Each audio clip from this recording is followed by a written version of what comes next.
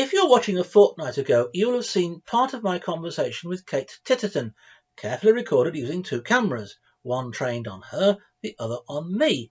Unfortunately, just after the point at which I broke off to leave the rest for another time, the camera trained on me went on strike. So in what follows, you'll see Kate chatting away, but when I'm speaking, there'll just be a still photo, so you know it's not her. Fortunately, there's a lot more of Kate than me anyway, which is how it should be, of course. COVID's nasty, but it's not the only health problem we've got. So you're looking at these chums. We've heard about obesity, and I've also heard today that a certain supermarket, which I had better not name, is now saying our cafes are half price and kids can eat free. I'm thinking, yeah, chips with everything. What's that about? Because eat out to help out now. Help out to eat out, whichever way around it is, yeah. We're being encouraged to scoff ourselves, at the same time, obesity. Mixed signals again? I know, and I think one of the massive things as well is lockdown has altered people's eating habits, hasn't it? And I guess that one of the issues is that food and purchasing of food changed quite dramatically for a lot of people. Right. And so you had to really think about it. And I think there's a bigger disparity now between the people that really thought about it and sort of went along the healthy route and then the people that maybe didn't. But also, that's part of a mental health thing, isn't it? You know, if you're feeling low, what is your coping mechanism? You know, mine's getting on the bike and getting out of the house, whereas, you know, that's not feasible for everybody. And a lot of people, and I've been through this in my life as well, where you actually reach for food. So those chocolate biscuits and the cake is the problem. And of course, that's your endorphins as well, isn't it? You know, oh, a bit of cake, oh, that's amazing. But unfortunately, if people are having to do less exercise because of the COVID and the lockdown, and then, you know, they're also not potentially eating as well as they could do, it's a vicious cycle, isn't it? And we haven't mentioned drinking as well, because that can be another great escape. Yeah, absolutely. And especially, obviously, like we said earlier about the mental health issues, definitely. I think it's easier if you know you're working from home, you don't have to drive. So you might think to yourself, well, I'll have that extra glass of wine because I'm not putting anybody at risk, I'm not worried about drink driving. Yeah. But yeah, it's kind of, that can be a slippery slope, of course. Nice dark ale for now. Sorry, yes. We've talked a little bit about mindfulness, or alluded to it. Let's talk about it properly. That's obviously something that's central to the inner you. Tell me about mindfulness. Is it just about watching your breathing and eating raisins very carefully, or what is it? What's it No, for me it isn't. And I must admit, I did a course on mindfulness years ago, and it was about feeling the end of your thumb. And I got bored after about 30 seconds and went off and, you know, made myself a drink. For me, mindfulness is having the ability to push out everything else and empty my mind so that it can be filled with other things. So for me, and I'll come back to it, but walking and cycling have been a godsend for me, because you don't have to concentrate on anything. You're just one foot, one foot, one foot, one foot. You're moving, you're sort of moving forward, but you're listening. The bird song over lockdown was beautiful. There were no cars, and you could just hear them rejoicing at the peace of the world.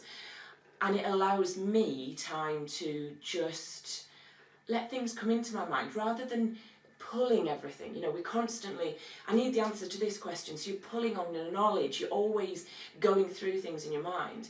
Whereas for me, mindfulness is just setting that go and then allowing things to come in and allowing your brain to just tick over, I guess.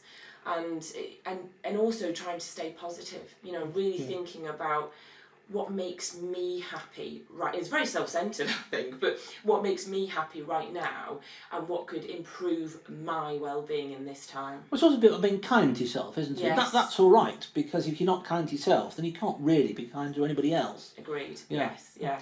Let's talk a little bit about cycling, because this has always been a cycling-y sort of area. And I have to encounter cyclists all the time. But what I'm noticing is that there's a lot more sort of, as it were, ordinary cyclists around, not the people on the 4,000 sports, but the ordinary sort of push bikes with 3 gears. There's more of those around than there ever were, which is good. How do you find that motorists treat you? Oh my goodness, I could tell you some stories where I've been in situations where motorists, even this morning, I nearly got knocked off my bike because somebody pulled out of a junction, didn't even look. And the problem is, you're doing some speeds, you know, we can be doing 20 miles an hour on a bike quite easily. And if somebody doesn't see you in that collision, I think the difficulty we've got is this is a weird time for our country. like you said, there are tons more cyclists on the road, and what an amazing thing that is. That is hopefully people getting a bit of exercise, getting that mindfulness. But we, as a driving nation, we need to catch up, and we need to learn how to both use the roads properly and safely, because it's so dangerous. And we know these days the cars go so much faster, but it's that juxtaposition, and us little squishy cyclists, we're just not the same, and we're never going to come out of a collision okay. So I don't know, for me, I think the government needs to try and teach drivers a little bit more about etiquette and understanding, you know, because like you said, you might be sort of next to somebody who's only doing 5 or 6 miles an hour, because that's, you know, they're getting used to it, they don't know their bike. And that's where you have to learn to understand their body language, and also, you know, and let everybody use those roads safely. Knowledge, I think. Yeah. Now, although I don't do it, I can connect with the cycling experience and hear what you're saying about being the nature and hearing the bird songs. What about motorcyclists? Because it seems to me they don't really connect. They're wrapped up in these great suits and helmets, and they're zooming through nature too fast to appreciate it. Don't get that. Well, they're going through nature too fast to appreciate it, but they're appreciating something else. And I think that's what you have to understand. Everything's got its own little thing, hasn't it? And certainly, with cycling, you've got the open air as your sort of audio backtrack, and whereas motorcyclists have the engine, and that's more about the speed, isn't it? That's totally different, but equally mindfulness. Yeah. I also sense that bikers have a great sense of community. They congregate and cluster in Helmsley Marketplace and don't let anybody else park, for example.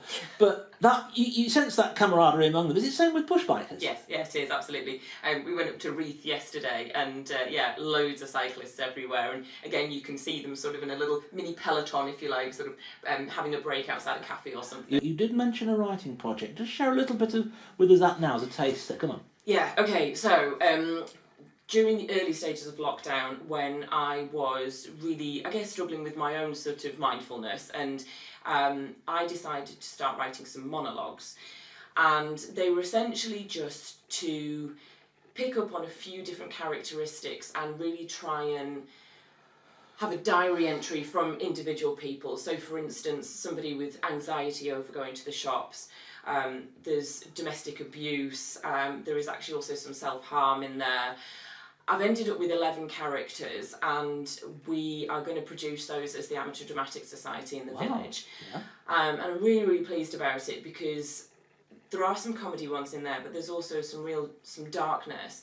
And what I really hope is to raise awareness that everybody's had their own battles during lockdown, and I think that what I hope I portray in the monologues is that most of these characters can have an outward image of somebody that's coping just fine, but actually behind closed doors they're really not. And I think that's what we have to be careful of, is mental health still carries some stigma, which it totally shouldn't, but it does. And I worry that a lot of people have those two sides. And that's what I'm really hoping to put out in the monologues, is a little bit of education for people, obviously some entertainment as well, but really sort of get people to think about the people in their lives, and are they really okay? We're filming each individual one in a COVID-safe way, so we've already put into place, measures of distancing and all that sort of thing. But each individual character will be filmed, and then we're going to put those out probably as 11 individual evenings. Oh, right, that'll be great. We'll trail that nearer the time. Thank you. That'll be fantastic. Has it got a title? Lockdown Lives. Oh, right. We'll iterate. Yeah. With apologies to Alan Bennett. No, I mean, thank you for the inspiration, Alan. I read a lot of his monologues way back when I did drama at school. I hadn't realised that they'd done some more recently. I still haven't had a chance to see those. But I think monologues are such a beautiful way to really get characters to describe themselves. And I think as a writer, it's I suppose it's an easy way to cheat on characterisation, because you're being told everything you need to know about a character. So yeah, it was kind of a bit of obviously a nod to Alan, thank you very much, but yeah. So this is kind of a curveball, but you did know it was coming. In the middle of all our problems, we suddenly found ourselves glued with absolute horror to that camera footage of the explosion in Lebanon, and we think we've got problems. We live in a stable country which has not been racked by a civil war, which doesn't have a desperately corrupt government, which is not up to its eyeballs in debt and inflation going through the ceiling, and then this happens to them. Is it a good feeling to say we think we've got problems, but look at Lebanon? Is it a smug feeling, or is it an empathetic feeling? How do you feel? For me, 100% empathy. And you're right, if you think about some of the things our government have done for us, or for me as a person, I was furloughed, so the government helped me out with some money on a monthly basis. They're now doing all this thing with the eating out thing. The government are looking after us. There's the £50 for bikes. If people can't afford to look after their bikes, there's money there. We have that cushioning and we have that sort of network of being looked after, whereas that's not available in Lebanon. And I think it's absolutely devastating what those people are going through. And to imagine being there, it's horrific. Yeah, and thoughts and prayers to all those people that are affected by it. Absolutely. So does it then give you a sense of perspective? Moment I've got to wear a mask, moment I can't see my friends, but hang on, Lebanon. Get a grip. Yeah, very much. And I do think, going back to what we said earlier about sort of mindfulness and things, I know I'm in a lucky position, so I'm not saying I'm not. I am a privileged person, but I did try and maintain that positive outlook because things could be so much worse. And and I think one of my coping strategies probably is to look for the positive in any situation, because there always is. It's like the rainbow after the rain. There is something positive if you can grab onto it and hold that in your little hand. That's where the positivity comes from, definitely. Right.